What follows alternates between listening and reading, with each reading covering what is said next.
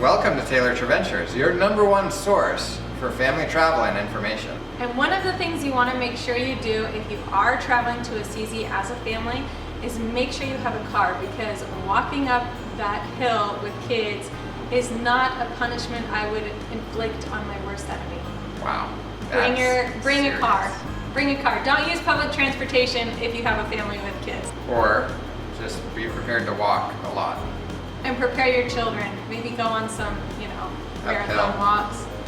Yes. Mountain hiking.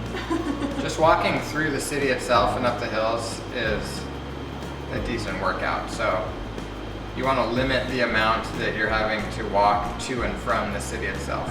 If you can get a car, drive up into the city center or nearby, that would help a lot.